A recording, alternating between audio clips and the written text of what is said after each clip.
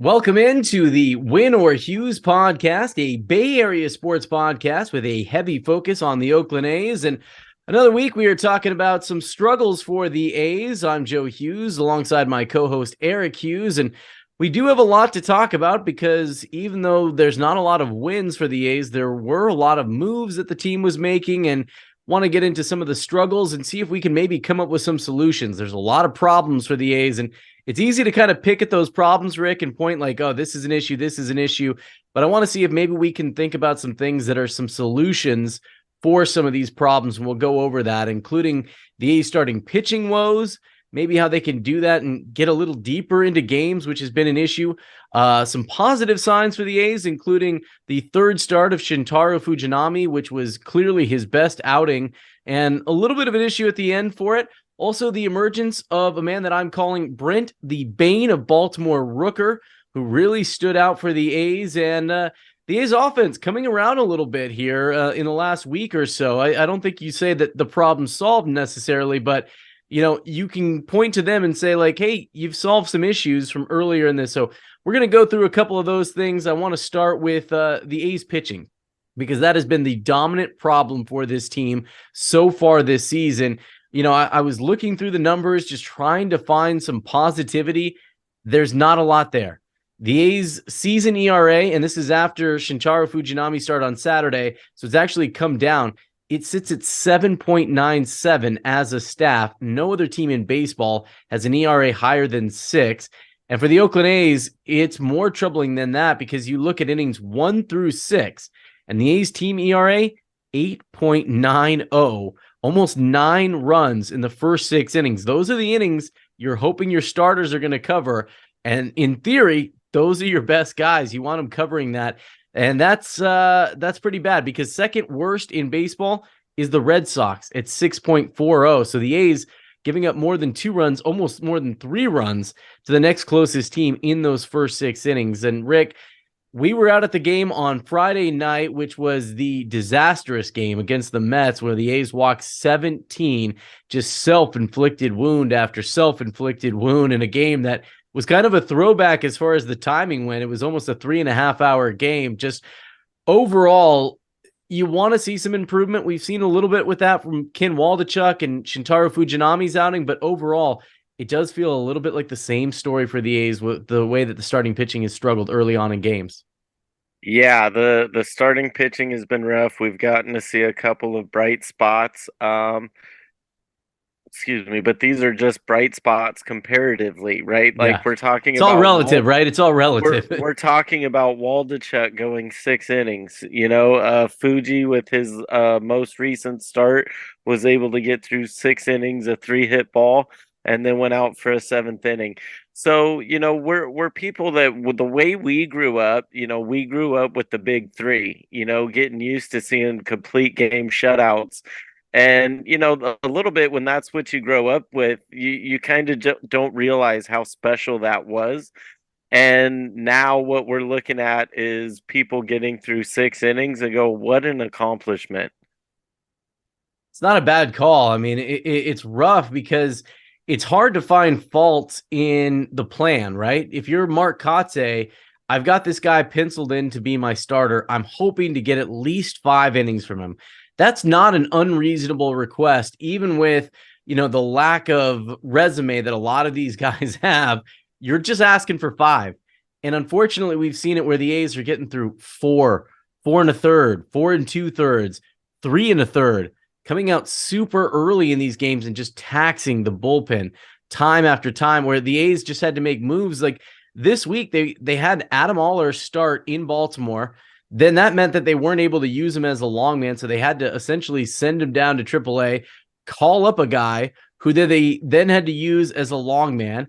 And then that meant they couldn't use him the next night. So then they had to send him down so they could call somebody else up, because they can't trust right now. They can't trust their starting pitchers to get deep enough into games where they can't get through it without having 2 long men available in their bullpen, thinking, I'm going to need 2 guys to cover at least 6 innings until I can get to my regular bullpen plan.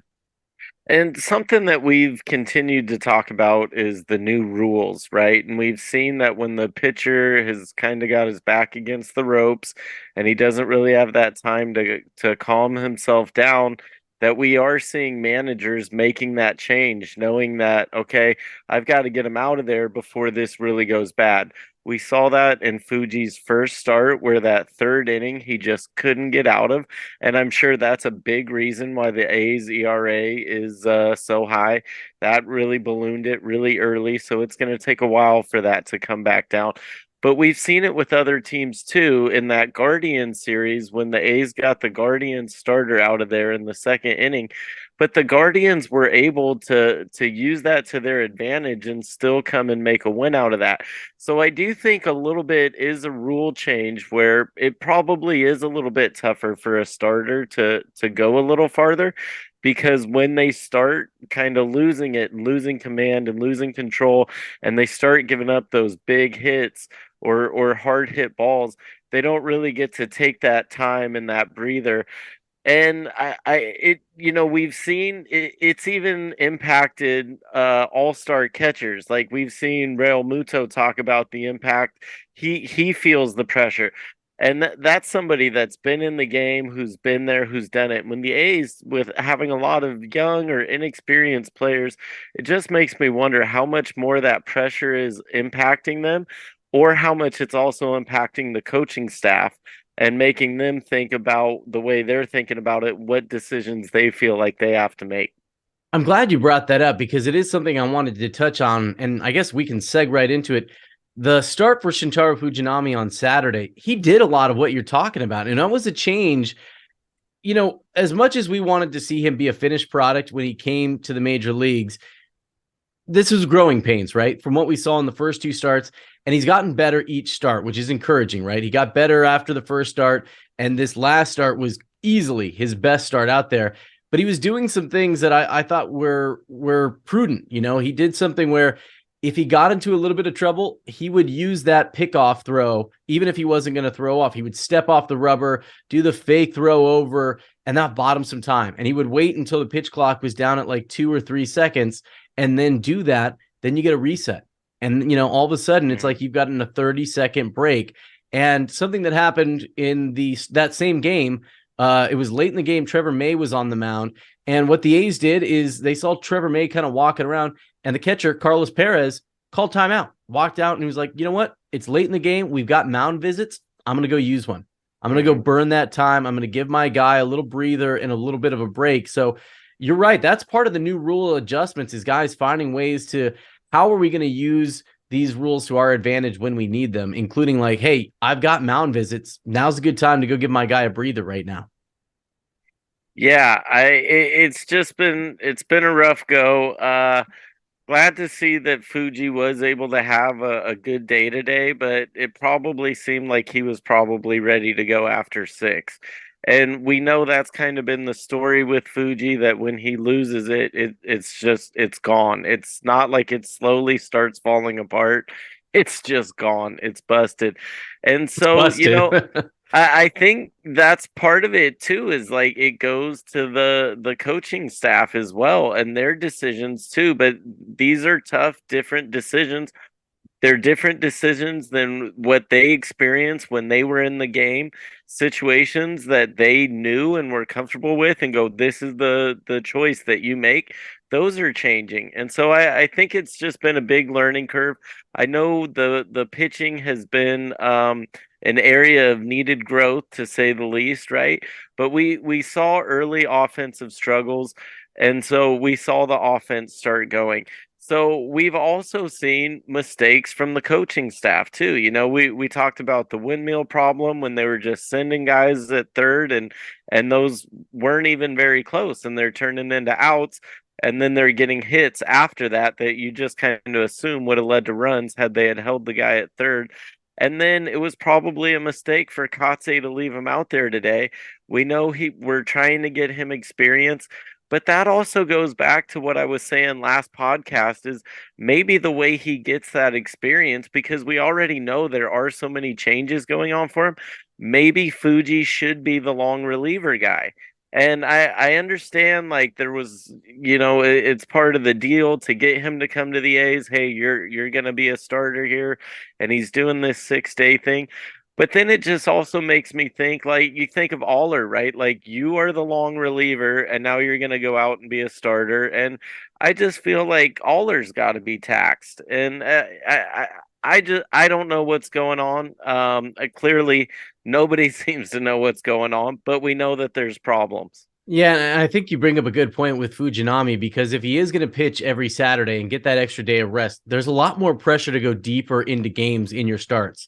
If you're going to get that extra time and put some extra pressure on the rotation and the bullpen, you got to get 6 innings in there. And I think maybe that played a little bit of the role on Saturday when Mark Kotsay decided to leave him out there. And I think that's part of Kotsay being aggressive, trusting a guy, but I think there were signs that say, you know what, you got to protect your guy a little bit from himself, because Mark Kotsay had a chance to take Fujinami out after 6 innings when he'd allowed just 3 hits, 1 earned run, 1 walk, 5 Ks, gave up the monster home run to Pete Alonso. But you get him out of there and he's feeling good. He's leaving the mound with a really good feeling like, hey, I took care of some of those issues. I fought off the control. I only walked 1 guy. And so, of course, he's fired up. He's like, yeah, man, I got you. I got you, Skip. Send me back out there. There is not a pitcher that is not going to say that. Mm-hmm. Those guys are always going to want the ball. They're always going to want to go back out there. But Fujinami was struggling a little bit with his command at the end. He didn't have an insane number of pitches. It was like 83 pitches. He stretched out to 100. So I get what Mark Kotsay is thinking. And he's thinking, well, if I put him back out there for the 7th and he finishes that, his confidence is going to be even higher. But the velocity was dropping. He was 98 miles an hour with that fastball. And then the home run that he gave up to Mark Canha was 94. And those are those things. We saw it with other pitchers in the past, like Shamanai would look like an ace. And once that velocity started ticking down a little bit, you got to go get your guy. And I think that's an issue, because not only do you get Fuji out of there feeling good, something to build on. I mean, not that his numbers were bad at the end of his start, but it could have felt better. And you set up your bullpen for clean innings. You're bringing in Trevor May with a clean inning. Say, this is yours. You're not going to have to clean up somebody else's mess.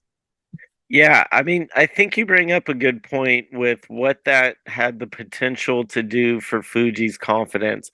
And one of the things I'm thinking is, what do you think the vibes are in the clubhouse right now? And one of the things I was thinking about earlier today, going back to when I watched Moneyball a little bit earlier in the season, and there's that scene when Brad Pitt walks into the clubhouse and the guy that's Jeremy Giambi is up there dancing, and he's like, that's not losing, and like throws a bat. That's losing, right? So I agree with that, right? Like when you lose a game, you shouldn't be happy. You shouldn't be celebrating. You should be thinking about the mistakes, the things you need to improve. But then you think about this roster and what really this roster is kind of designed for, when nobody has the expectations that this roster was going to challenge for the beginning at the beginning of the season. And I highly doubt if anyone did that they still think that now. But what is the vibe in that clubhouse now? And just like you said, what this would have done for Fuji's confidence, but that didn't happen. So that didn't build that confidence. And it just makes me wonder, what is that vibe and how long is that expected to be that vibe? If it's that same kind of, that's not what losing sounds like, is that what it's going to be all season long? Then what's that going to do just for the player's psyche? Yeah, it's a good question, because it feels like the vibe changes night after night right now, right? Like after Friday night's game, when everyone was walking around and you had 17 walks, it was a terrible vibe. And we heard Mark Kotsay kind of come out with some, pretty candid comments after the game, where he basically said that it feels like it's a non-competitive environment. He's not talking about the Coliseum. He's talking about the way that his team was playing in that game. And he was super frustrated. And I think some of that maybe spilled over in the way that he was aggressive in sending Fujinami back out for the 7th inning the next day, because you're trying to get a win. You're craving it. You're chasing it a little bit, maybe a little too hard at that point. I think because the team has got so many young and inexperienced guys, there's not like an established guy on here that's going to lead the way. that there's still a little flexibility in what the mood is going to be because the guys understand there's going to be growing pains. But I think you run into a danger if you're continuing to send guys out there and have them not perform and they're still getting opportunity after opportunity and you're not holding them to the same level of accountability. And I think that was kind of an interesting situation because the A's made some roster moves earlier this week. They sent Nick Allen down to the minor leagues. Kevin Smith got called up earlier in the week, and so he kind of takes over those at-bats. And we saw some more from Jace Peterson. We saw some more from Aletmus Diaz this last weekend, but those guys were kind of struggling, and it was kind of this divide for the A's. Hey, we signed these two veterans to long-term deals, but if we're going to lose 100 games, why aren't we giving those opportunities to Nick Allen? And I think that's an interesting thing that the A's are going to be navigating about. How do we make sure that we are trying to stabilize this, set the example with these guys like Peterson and Diaz and even the established veterans like a Tony Kemp versus giving an opportunity to a young guy that's still going to learn, and how you balance all of that out. I mean, that is going to be a tightrope to walk series by series. And, we're going to see some imbalance. Like the A's offense right now playing pretty well. Like the last week, I mean, it was a low bar to get better than they were. But the A's offense over the last week, you're seeing them closer to the middle of the pack in baseball, not the bottom third. And if they're going out there and scoring 5-8 runs a game like we saw in Baltimore, but the pitching staff is constantly giving up, 6 and 8 and 9 runs, that's where you also build some frustration because guys start to feel like, whatever I do doesn't matter. It just kind of seems like the pitchers are just kind of walking on eggshells, right? Like you were talking about if Fuji had got pulled in the 6th and then we just went, we went with what the roster was built for and bringing in a different pitcher to handle each inning and giving him a clean inning, like you said. And going back to that Baltimore series where they had the one, I think it was tied 7-7 going into ninth. And then Yeah. you bring in Trevor May and he throws 2 pitches and the game's over, right? But at that point, it's not a clean inning and you've got him in there with a lead and you're going, just do your job and protect the lead. When you bring him in at the bottom of the 9th in a tie game, essentially it's like if you make a mistake, you can lose it, but there's nothing you can do to win it. I mean, that's part of being a relief pitcher. But it seems like everyone's already walking on eggshells. And the more you do this, like, I've got to be perfect, I can't make a mistake, I feel like the more likely you are to make a mistake. And that's what we just keep seeing. Yeah, and I think there's something else for the A's, and this is where their rotation suffers a little bit, is they don't have that established veteran presence in the lineup right now. Maybe when Paul Blackburn comes back, I know he had another minor league stint, he pitched well, and if you get him back in there and you start having that guy that like, okay, we start here and we're going to try to build on that performance. And, that's another reason that you take Fuji out is like, hey, we're going to build on Fuji's performance. I'm going to follow that the next day, and I'm going to try to be the guy that's the first A's pitcher to get a win this season and the first starting pitcher to get a win this season. I'm going to be the guy that is the first one to get through 7 innings, like make it an internal competition. And we've seen that thrive for a lot of guys because not that they're fighting for roster spots and a job and trying to stay in the big league. You don't want that because guys are going to just think that they can't make mistakes. You want them competing against each other kind of the way you do on a golf course when you're out there with your buddy and you're just trying to like hit a better shot, and it's like good natured, and that helps build camaraderie and chemistry. And we saw that with previous A's pitching staffs when Chris Bassett and Sean Manaea kind of became the established veterans and everyone fell in line with those guys. Now they don't have that yet. They've got young guys, and maybe Kyle Moeller becomes that. Maybe Fuji really establishes himself more consistently. Maybe Ken Waldichuk follows up on his outing in Baltimore, which is, he pitched pretty well in that. It didn't end well, but he went 6 innings and he had a chance again to get out of there feeling positive. It hasn't worked out for the A's with either Waldichuk or Fuji being able to get out of there just early enough that they can leave feeling good and maybe the A's get a win. But those are the things that you can maybe build on as you try to find some more consistency with the starting staff. Well, I think that goes back to, what you're saying, where what you want the team to be thinking is like, hey, my better is better than your better, and just having it like a friendly competitive rivalry where then you don't want Waldachuk going out there going, if I'm not perfect, they're going to send me down. Right. And that's what I think that's where the problem is. And that's what I'm saying. Like, what is the vibe in that clubhouse right now? Is it already, hey, you need to have your heads down because you lost? And if you're a young guy, is it, if I make a mistake, I'm going to get sent down? And you're watching veterans that aren't producing, but you know that they're safe.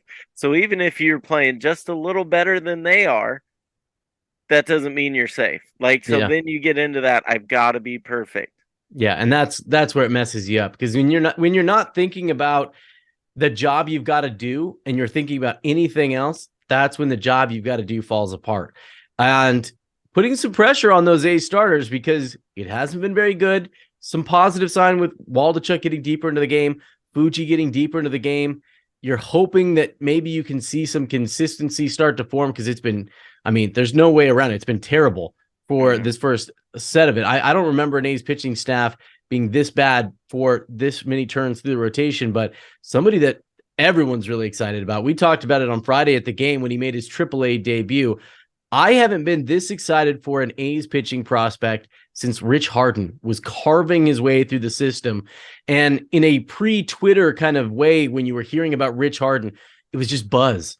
It's like, oh, did you see Rich Harden? He struck out 10 in 4 innings or something like that.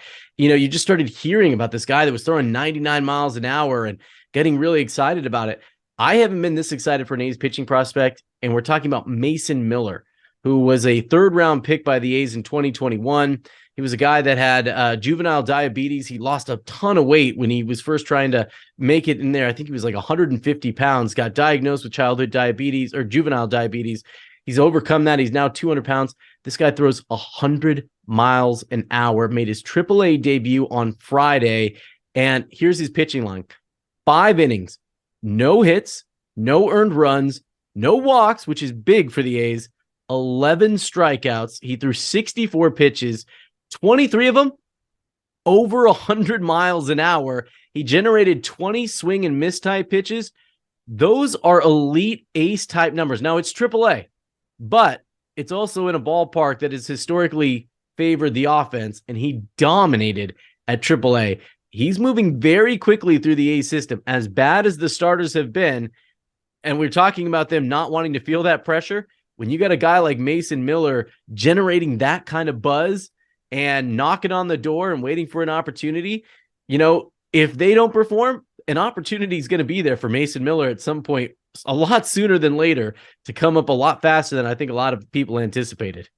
You don't want to force him up before he's ready, right? Oh, I do. Yes, but I hear you. But yes, I do. I'm with you, because a little bit is like, what's the worst he could do, right? Like, not make it through 3 innings, right? Like, then you're doing exactly what everybody else You're an is A doing. starting pitcher, yeah. But the other side is, maybe he comes up and he starts getting through 5, 6 consistently, like you expected with the big 3. Like, you always expected the big 3 to get through 5 and 6, if not 7 or 8.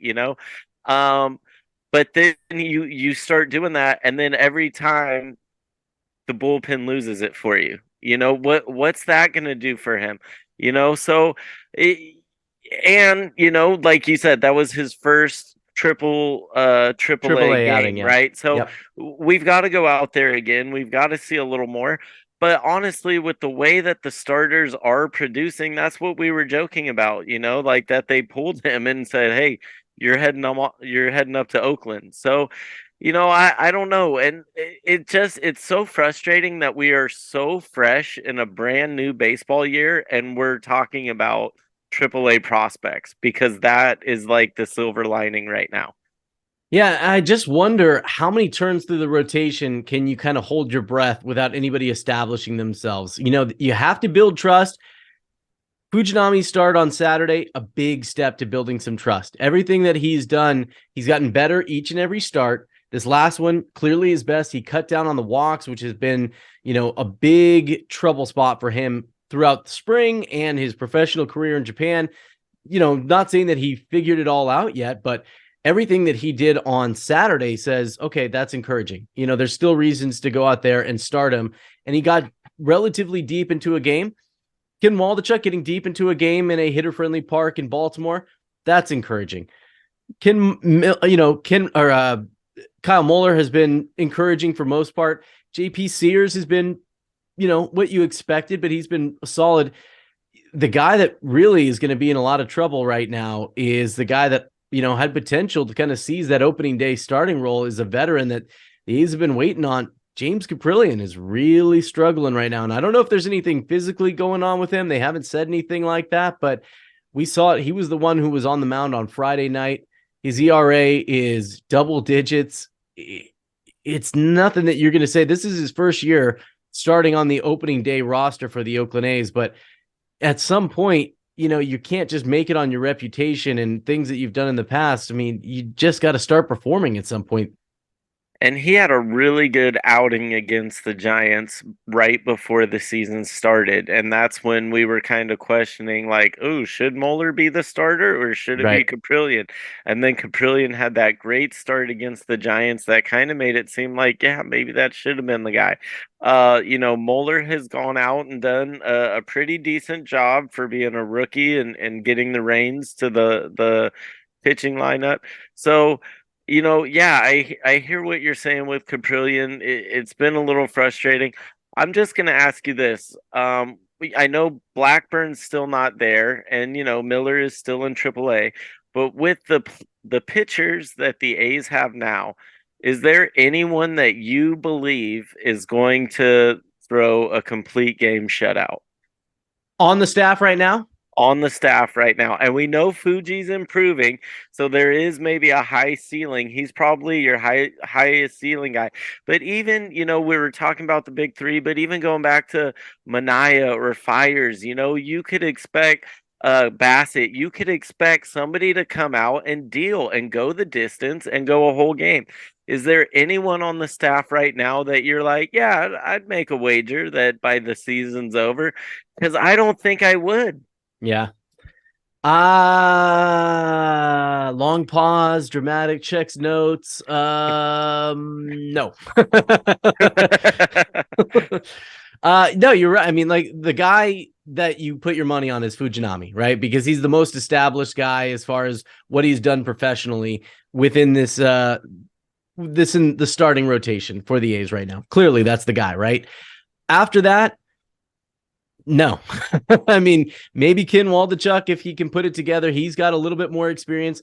Kyle Muller's got a little bit of experience, but right now, I think when you're looking at who these guys are and you're evaluating it, remember, Chris Bassett didn't come on and become the ace of the staff right away. It wasn't until, year 3, year 4 that he started really kind of establishing himself in that mold. And right now you're looking at these guys. These guys are where Shamanaya was in year 1 and 2, where Chris Bassett was in year 1 and 2. And these are those growing pains. And this is where it hurts, because in years past, the A's have had some veteran starters, and, the Cole Irvin trade looked a little strange. Not that Cole Irvin has pitched well this season and he just got sent down to the minors after he got rocked by the A's, but that was the kind of guy that you thinking, like, man, we kind of do need a cornerstone in this rotation somewhere. The A's believe Paul Blackburn was going to be healthy to start this year, so they kind of thought they had that covered. And if he can kind of come back in and establish some of that, well, then you do have it covered.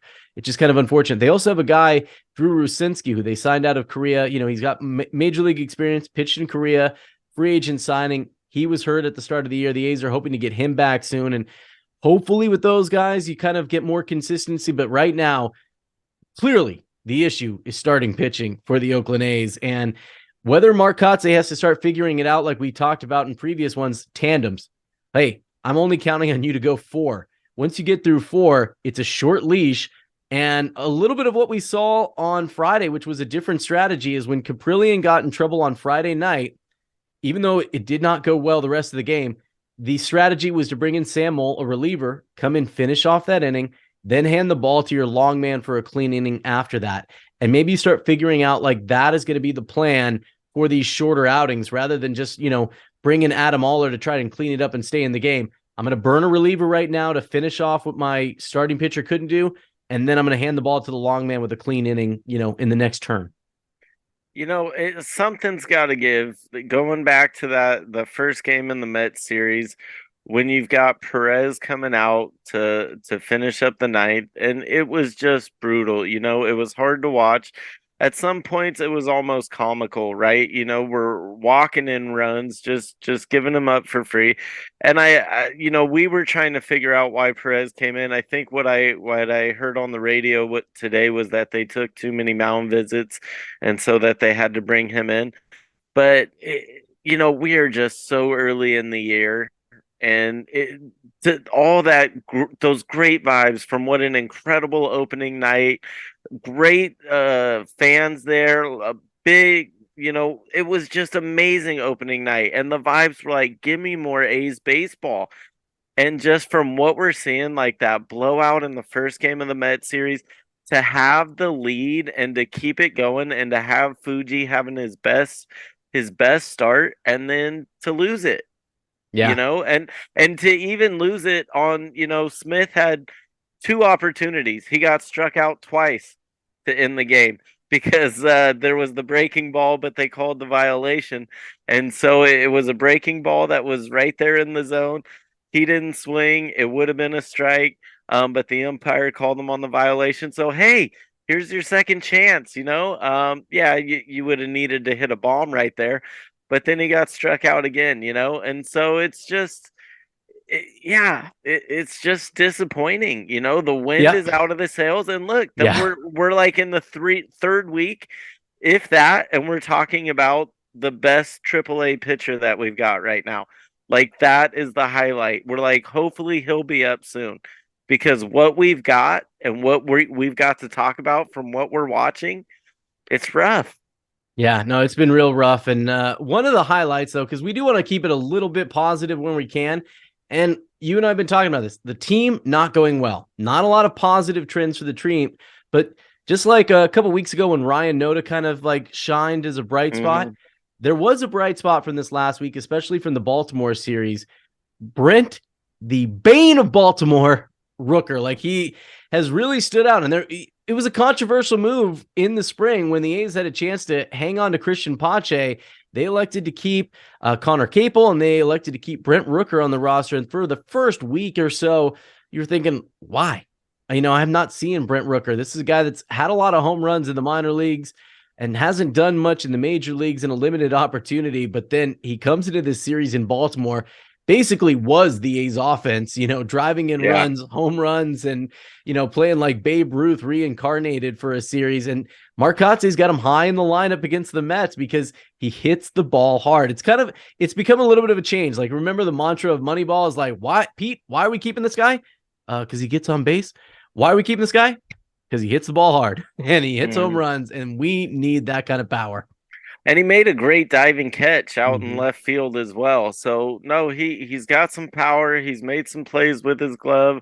I don't want to be too negative, because I know we're looking for the shining spot, but we've also seen mistakes over in right field. I think the run was going to come in anyway, but he tried to get in position. I think he was trying to get a crow hop and make a power throw in the home, and he just dropped the ball, and so, we've just been. But then you hit a 3-run homer and totally redeem yourself. Yeah, no, seeing him get that power, it's been great. And we have seen a lot of good individual performances.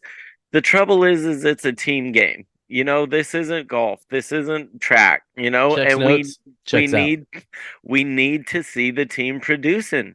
And the problem is once we do get something figured out, when we do have a pitcher go and have a good outing, and we do have a little offense going, not much, but a little, then we see a mistake by the manager or by the coaching staff, Right.